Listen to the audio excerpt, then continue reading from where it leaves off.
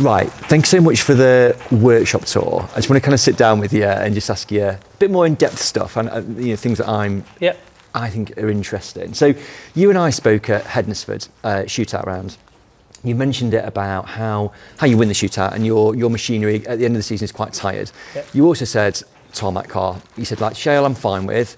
I get to tarmac, but I just haven't got the kit to compete and win the silver roof on tarmac. You mentioned about tarmac car as a way. So what have you done with that? Where is that happening? Yeah, my tarmac car is quite different from a normal car that I would normally build. I have really tried, which is why it's taken me so long to do. I've really tried to go the extra mile on everything to try and make it light, better, wider. You know, I've tried. Whether it works or not, it's a different story, but I've certainly put the effort into it.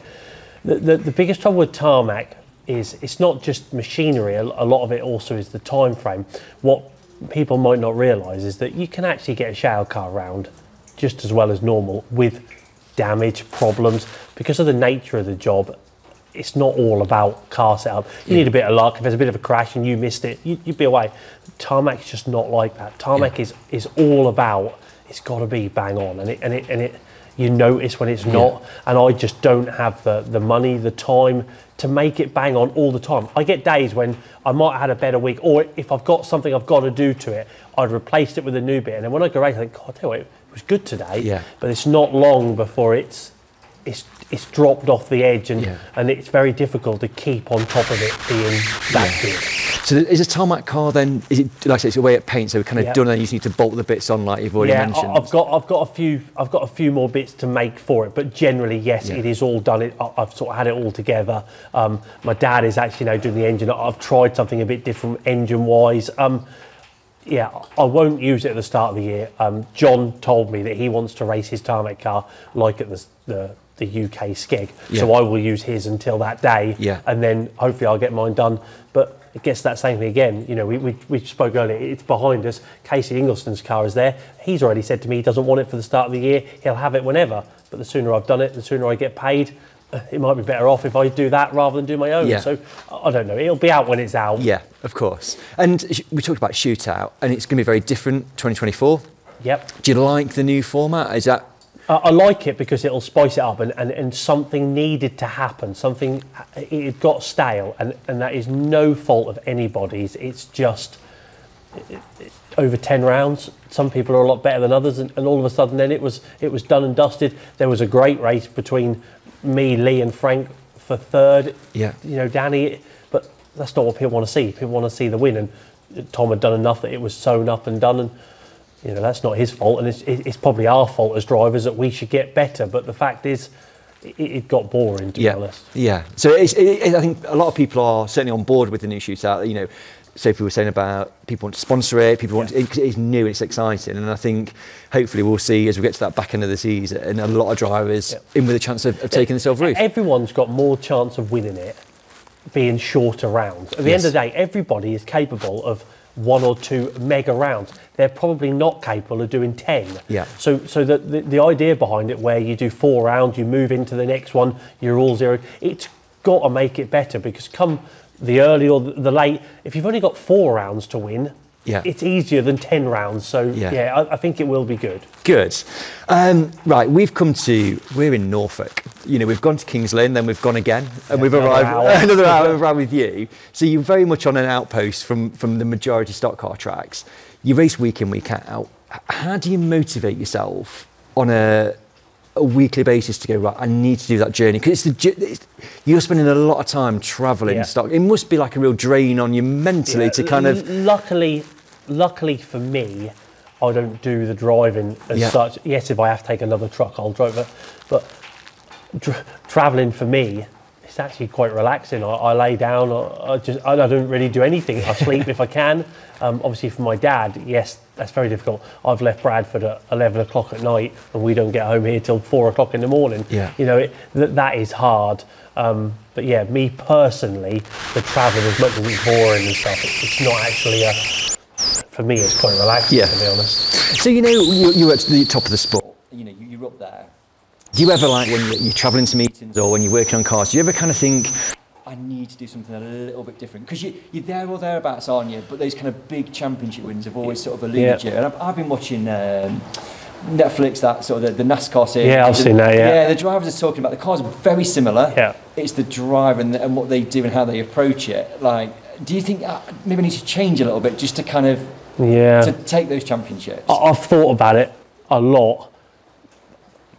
I don't know the answer to it. Do you know what I mean? If I did, I'd have done it, but it just doesn't seem to happen. I don't know why. Whether it's me, whether it's just I don't know. But it just. I mean, I look at this year, for example. I was really confident going into Northampton World Final. My Northampton track record was probably better than Tom's. It was probably better than anyone's, but. Look at out on the day, the first corner I got rolled over. Well, that was no error of no one's. It was just stock car racing. Everybody pushed. I was at the front, rolled over. You know, I don't know how you can ever avoid that apart from one day. Yeah, it doesn't happen, and you know, and yeah. I do need to win a title. I know that, and I'm the longer it keeps going on, the worse it is getting. So I feel like if I'm not careful, it'll have got so built up soon it just won't happen because it gets to me so much. Every year it gets bigger and bigger. I should have won one. I don't know what year we'd go at. I think it was 2007 World Final when I led most of the race and Stewart beat me. I am convinced if it had just happened that day, I didn't even deserve it that day, but if I'd have just won it that day, we wouldn't be talking now. But now all these years have passed, it's quite a burden now on trying to do it. Do you talk about it amongst yourselves, like you and your dad? Is it a topic of conversation? No, not really, to be honest with you. My dad knows that I want to win one, but he doesn't ever say to me, you should have won that. You know, we go back to the two Britishers when I'd led every lap till the last corner twice.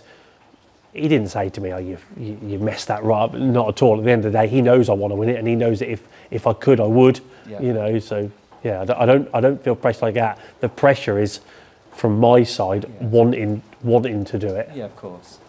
A day in the life of Mat Newson, or a week in the life of Mat Newson, what does it look like? You know, you're here at 9 o'clock, and do you have like a plan? You know, when I go to work, I know what I'm doing day in, day out. Is it the same for you, or is it just kind of, do you sort of roll with what? Yeah, a lot of the time I kind of do. Like, we've got a plan, but it changes. It can change a lot in the day, depending on. The biggest thing I get to say is, oh, right, I'm going to do that today. I get into it, oh, I haven't got that, I need to get that. But then I'll just move on to something else, and then I'll organise that and do from there. But from or whatever it was, December the 1st to now, we have literally just fabricated. All I've done all day is weld, grind. That's all I've done. Now we've got to the stage where there's not so much welding and grinding. Now I've got the spanners out and I'm assembling together.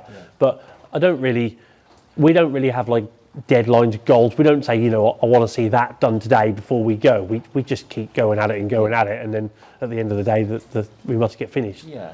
So is there an expectation, you know, like when you're people are bringing cars in, are you kind of giving them I can do it by this time, or is it just like leave it with me and I'll get back to it? I think you don't need to actually have that conversation. It's quite self-explanatory. For example, when I did the deal with Mark Clayton, he didn't say to me, is it going to be ready for the first King's Lynn? If it's not, I don't want it.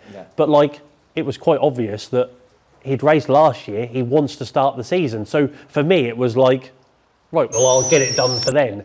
And I'm terrible for working until that day. You know, I should have really finished that car before I started another one, but that's just not how I operate. I do loads and loads of start things, and then the week before King's Lynn, it'll be like, right, well, this week I must get that and I must get that done. I'll just do them, and then again a few weeks after, it'll be right, well, Nigel's going to race today, I'll just do his, and that's kind of how it. I know the deadlines, but we don't really have that conversation. Paul Harrison did say to me, it's done when it's done.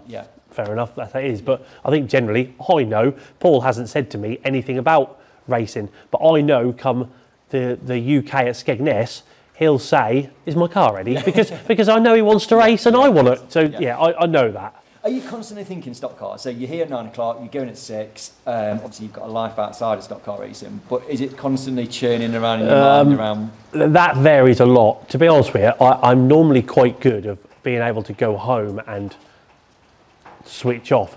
But actually, like, the closer season starts, I will lay there in bed and I can't sleep very well because I'm thinking I must get that done, I must get that done. So yeah, probably this time of the year, and again, like we spoke about a little while ago, leading up to big championships, I'll go home and I'll still be thinking about, you know, doing that. So yeah, it's taken over my life, to be fair, but you know, I'm not afraid to admit that. No, it's not a bad thing. So we like stock cars. No, the only thing is people will tell me I'm messing around or I'm lying. It's the honest truth.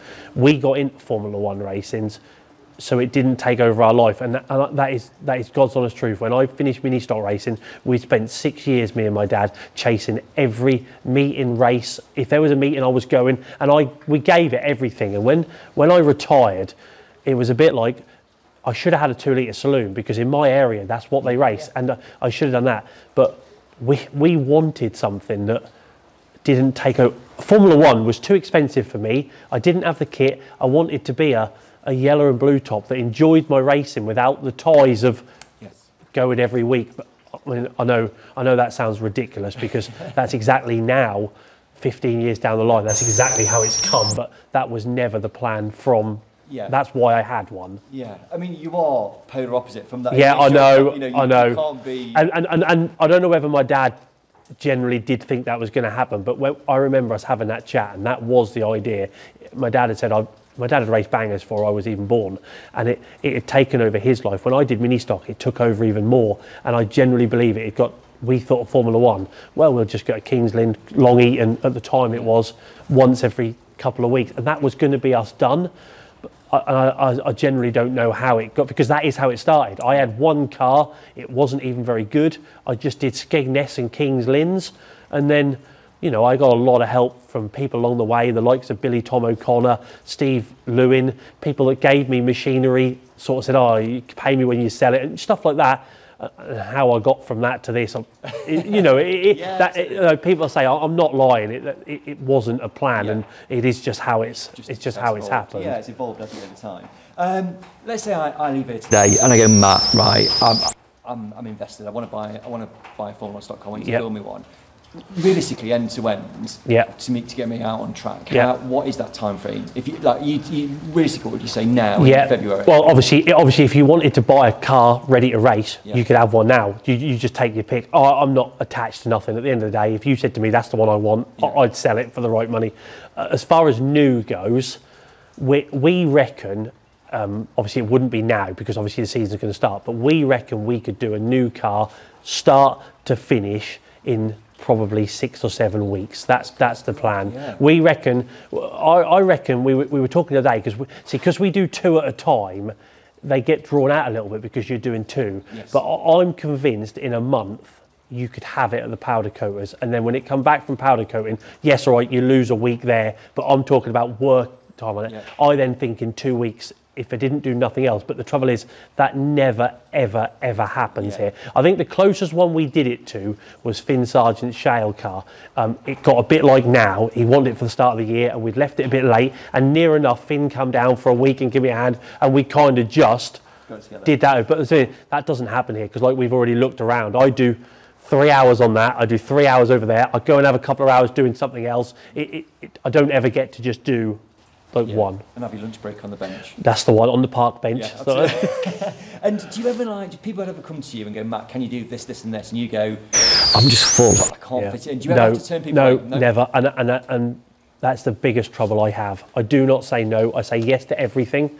And half the time I say yes and then go, what was I thinking? But that's no different at stock car meetings. Someone can come over to me during a meeting and say, Matt, can you come have a look at my brakes? And I'll be like, oh, fuck. But I won't. I will go and I will do it. But that's just me. I'll say I don't say no. Again, no offence, Paul Harrison. I should have said no to his. It was only a few weeks ago. I had umpteen different things going on. It's quite a major work, engine out. But I don't work like that. Paul's been a very good customer of mine. Why would I say no to that? At the end of the day, if I don't do it, someone else is going to. So I ought to do it. Yes. Yeah, it makes absolute sense. You're very passionate about stock cars. You've mentioned about some people ask me for help. I can't say no. You want the sport to be successful. You're on the you're on the committee, you know, you're quite heavily involved in sort of orchestrating the future of the sport. How would you describe its current health in 2024? Probably very good, to be honest with you. You'll never please everybody. If you ask a lot of people, me included, not everything's where it should be, but it's a bit of give and take, isn't it? You can't always have it your way, and the same thing, you know, from the promoter side, they can't always have it their way, and you know, I'm not the best when we sit around the table. You know, me, Frank, Paul Hines, Anthony Flanagan, obviously Sophie. We sit there, we have these conversations, and I'm always that person that sort of says, "Nah, it ain't right." But then you sort of go into it a bit, and you know, Paul is very level-headed, and he'll say, "Yeah, but you've got to understand that's that." And then when we chat about it, we end up kind of, "Yeah, that's the right decision." But I'm very much, because just the person I am, nah, just throw it, yeah, that's not happening, I'm not having that, you know, and that's my way of, but it's not the right way to do it. So I think as a collective, I think we're in a good place, and I think between us promoters, because really and truthfully, that's what it's about. The car spec side of things, I think, is very good. Not a lot gets changed. We only really do it if it's a safety issue that we believe. So I think generally they're where they should be. Obviously, a lot of the committee work now is between what promoters want, what the drivers want, and trying to bring them together. And like I say, you'll never ever please both sides. You know, promoters want that, we want that, and it's just about trying to get it where they're still happy, and it's a business to them, so at the end of the day they must earn money, and for us it's a hobby, but we also want to feel like we're getting back what we want out of it. So because there is that thing where Formula One is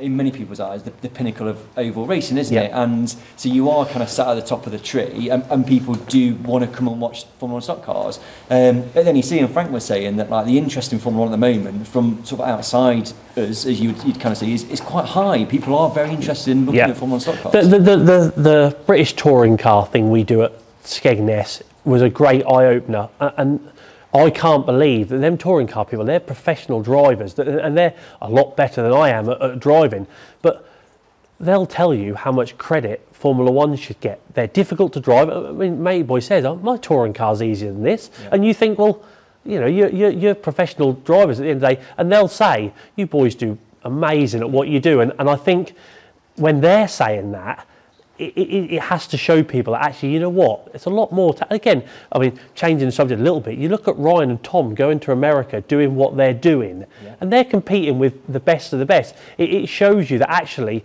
Formula One drivers are not as stupid and bad as people like to believe. You know, stock car always have that hold over it, which is, oh, it's just you lot go around in circles, and you know, and it's got that. But actually, I think the more that goes on, people do believe that, you know, it's a lot more difficult than people think it is. And I think you can see that recognition piece. You know, people are kind of going, do you know what? These are they're animals, and I think people that can drive anything don't do particularly well in one of them. And you know, you think that if they're saying that, I'll believe them. Do you know what I mean? I don't know the difference because it's all I do. So to me, that's what one feels like. But when you've got people that race all sorts of, you know, Paul O'Neill, he must have raced every type of car there is going, and for him to get in and say that car that's a proper, you know, that to me that shows that they are. Absolutely. Right, costs. So you've mentioned costs. You know, we looked at the tyre pile over there and went, oh, there's a lot of money in there. And do you think where Formula One are at the moment in terms of costs is about right? You know, top of the racing. Do you think it's too much? Truthfully, not. But again, you have to be very careful now because that is my opinion on the job. My opinion is that they're far too expensive. You shouldn't need to spend that sort of money to be the best. So I should be able to have the best car there is on track for half the money they cost now. Okay. But the trouble is, people keep spending and people keep pushing the limits. If you want to live with them, you have to do the same. Yeah. But that is not everybody's opinion. People will say they're the best sport going. It's the best cars, the best unlimited, the best drivers, so therefore they should be the biggest budget. Yeah. I'm not dissing them. Okay, if that's what it is, what it is. But for me, that's not the answer. But again, this is what we just spoke about, the committee. We sit around there, we have that conversation, we're not all in agreement. Yeah.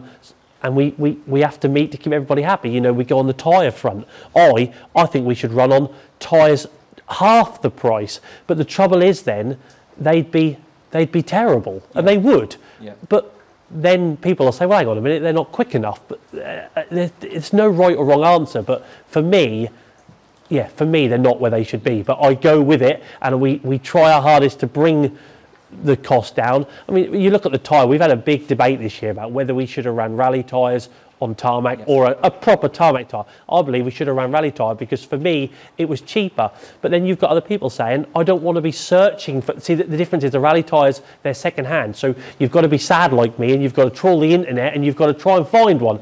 A lot of people in the sport now want to pick up their mobile phone and they want to ring somebody and they want to have it on their doorstep that day. And you can't do that. If you can't find a rally tyre, you can't find one. But because I'm that sad person I just said, I will find one, because if I have to spend all night looking on forum after forum, people are going, no, no, no, all of a sudden one person's got that. But that's how I see it. It doesn't mean I'm right. It just means that's how I think it should be. Is there a ceiling? Is there a ceiling where we kind of go, this can't continue? No, and I'm telling you, it's heading that way, and I don't want to admit it, but it's already. The horse already bolted, it's already gone. I mean, we could now sit round and turn around, you know, going back, this is extreme now, turn around and say you can't run small block Chevys no more. It would never happen because every driver's got one, but it should have happened years and years and years ago before it ever got to that. You know, to me now it's too late now. Everyone's got one, no one's going to vote against it now, me included, because I've got hundreds. But you know, for the sports perspective, it's got too far already.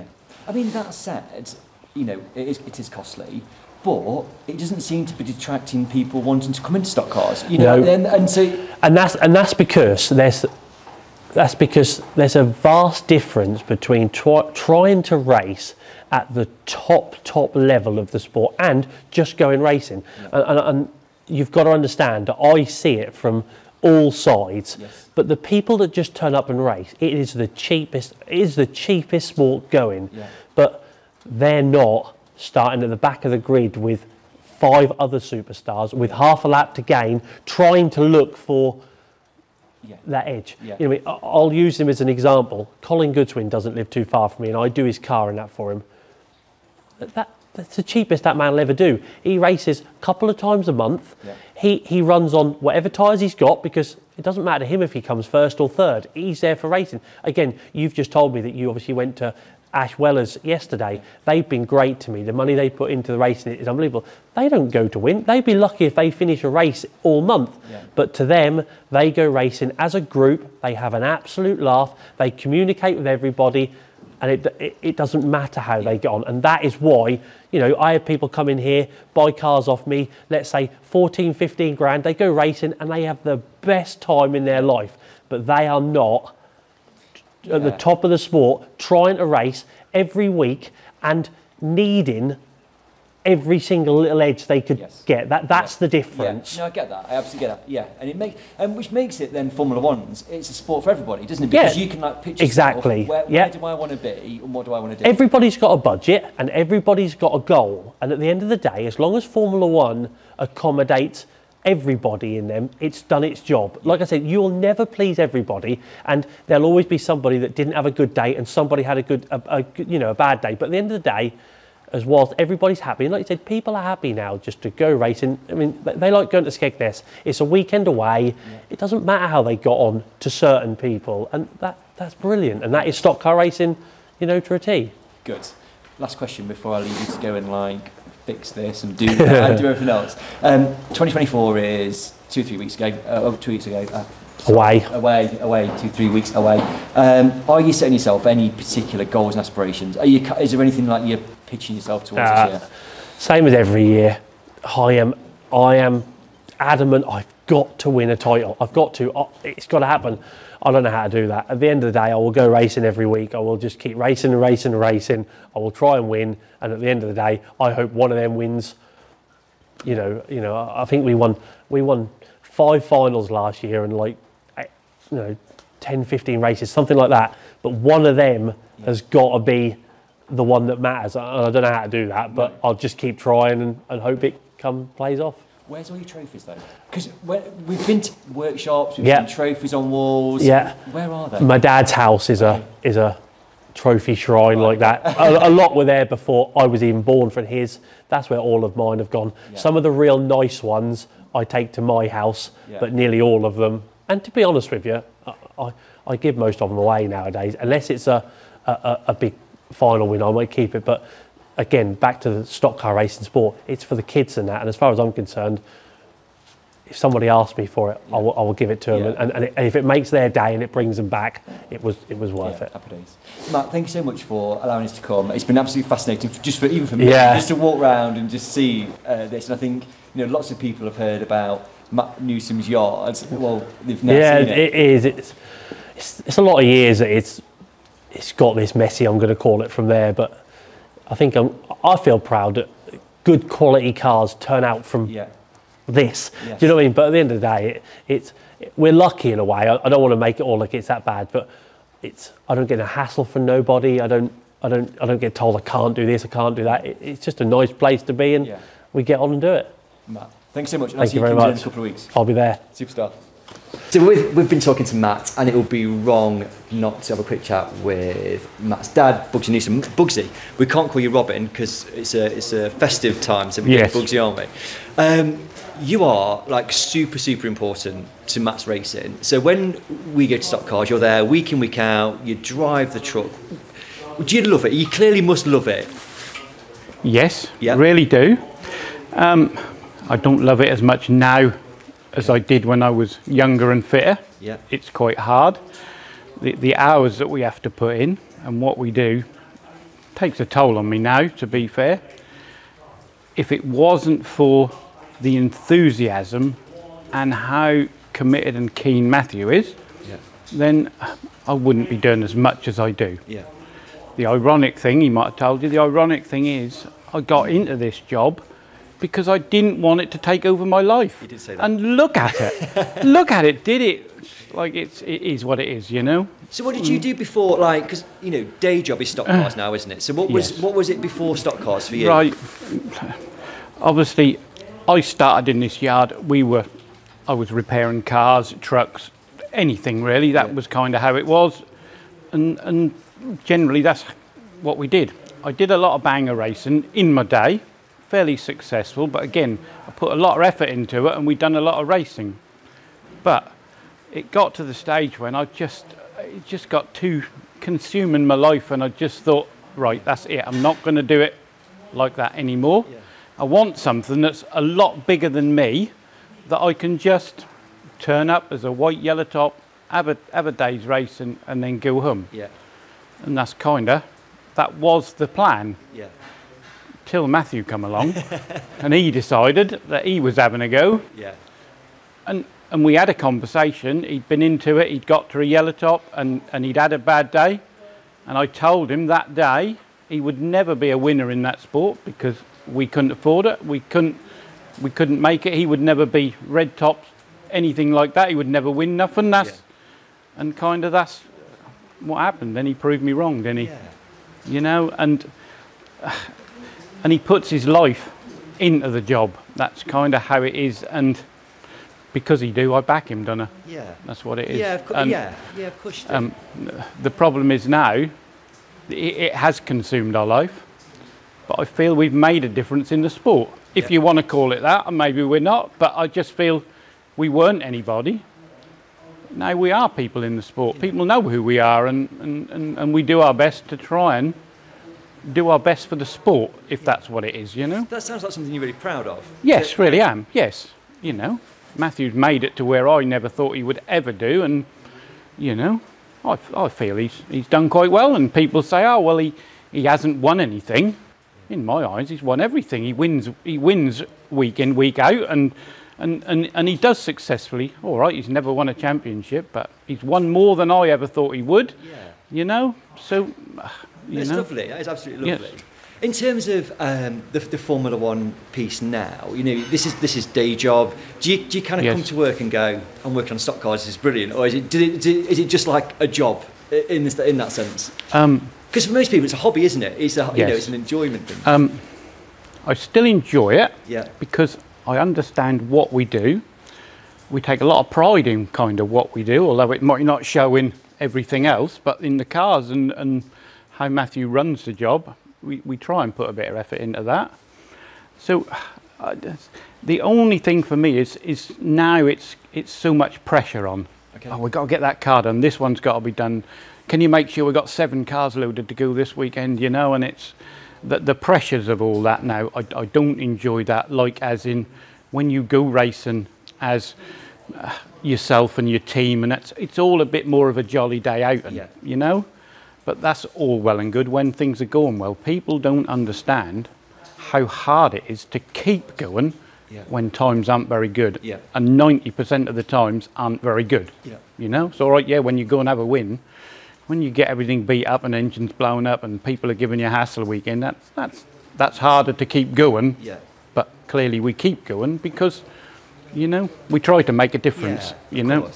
When I see you, I mean, you were at every stock car meeting that I'm at, you're always there, but you always kind of like seem quite calm with it all. You seem just quite level-headed with everything, and just everything, you know, I don't know, you seem quite calm with it. I don't know how else to describe it.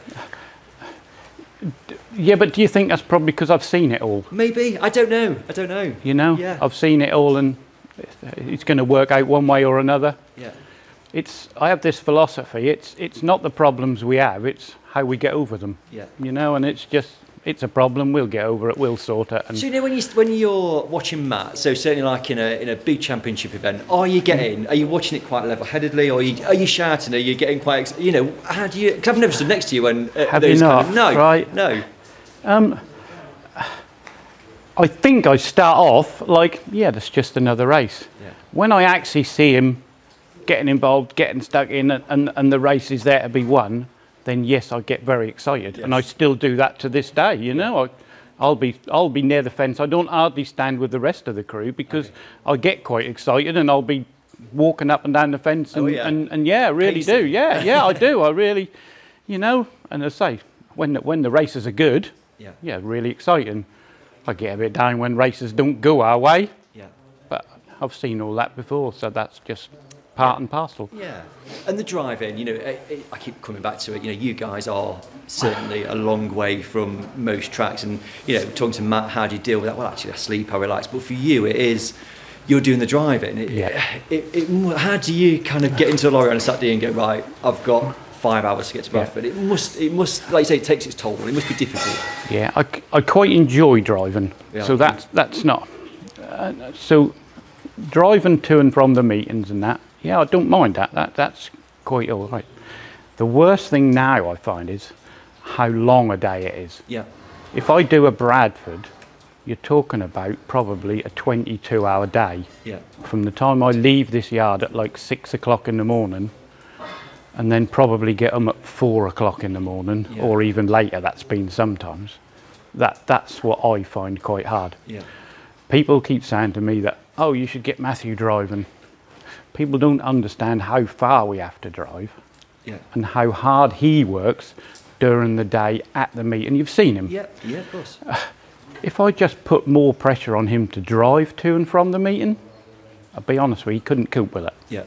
It would just, at least going to and from the meeting, he's got a bit of time to relax a little bit. It's going to impact race, isn't it? Of course it is. If you are like, genuinely tired, like physically tired before you even got there. You know, I mean, I'd like to see his racing do better. It would do better if we didn't do all this and what we do at the meeting. If we concentrated just solely on his car, I understand. I think we could do better. But people don't understand, without doing all this, we could never do that either. So it's what it is. It's catch-22, isn't it? I have to take it as it is. And while he's so passionate about what he does, then we'll keep doing it, won't we? While I can. Absolutely. My last question, which we talked to Mat, and you often refer to, he's not won that major championship. We started the conversation with, it doesn't matter. Do you think he needs that, though? Do you think that will change his direction in stock cars once he gets that major championship under his belt? Or will it not matter? I don't really know, to be fair. I mean, for me personally, it wouldn't make any difference at all, because as far as I'm concerned, he is a winner. Yeah. Whether he's got a different colour roof or what, I don't know. Whether it would make any difference to his racing, I really don't think it would. Okay. You know? Yeah. Yeah, it'd be nice to be world champion or something else. Be really nice, and let's not get away from it. Yeah, he does deserve it, probably in my eyes. Yeah, of course. You know, and he's because of what he puts into it, and he's been close and he's done whatever, and is there a championship you come off and you'll go, well, he never stood a chance? I don't know. He's always got a chance. Yeah. You know, and you wouldn't count him out of any race. No. So one day, but whether it'll make any difference to him, personally, I don't think it would. Yeah. You know? Yeah. It'll probably make him feel a little bit better, because everyone won't keep going on about, oh, you never won a championship. Yeah. To me, it doesn't matter. Okay. You know, we win when we win, and we don't win when we don't win, and people don't understand how hard it is just to win a race in the job. Yeah. You know, it's really hard to just win a race. To win a final is especially hard. Yeah. He's won a lot of finals, so, you know. Yeah. But to win a championship, all right, it's a little bit harder, and we ain't mustered out to do that yet, but we will. Yeah. We will. Yeah, good. You know. 3 weeks to Kings Lynn. Like, my last question, are you excited at all? Or are you kind of looking at it going, but I know I've got to get all this done before? Yeah, I'm quite pleased to get going racing again. Yeah.